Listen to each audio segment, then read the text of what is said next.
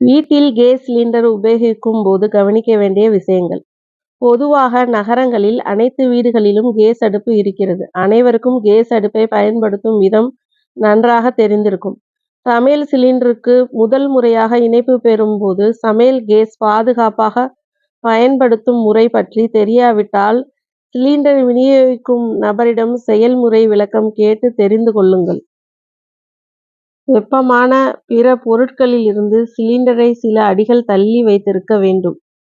சிலிண்டரை பயன்படுத்தும் போது அதன் அருகில் மண்ணெண்ணெய் அல்லது வேறுவித எரிவாயு சம்பந்தமான அடுப்புகளை வைத்து பயன்படுத்தக்கூடாது.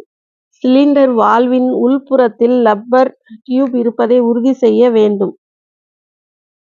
சிலிண்டரில் கசிவு இருப்பதாக உணர்ந்தால் உடனே சோப்பு நீர் கலந்து சிலிண்டர் மீது ஊற்றினால் நீர் குமிழிகள் உருவாகும். இதை கொண்டு எரிவாயு கசிவை பரிசோதிக்க வேண்டும். எரியும் தீக்குச்சி மூலம் பரிசோதிக்க கூடாது.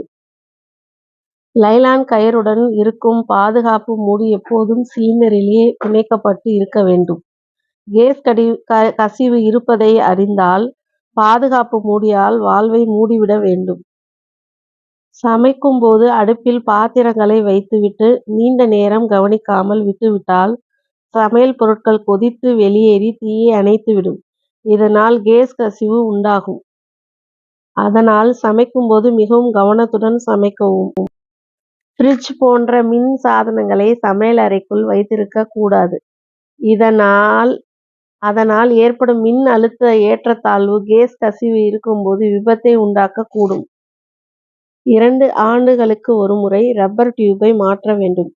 சமையல் எரிவாயு சாதனங்களை அவ்வப்போது பரிசோதித்து சரி செய்து கொள்ள வேண்டும்.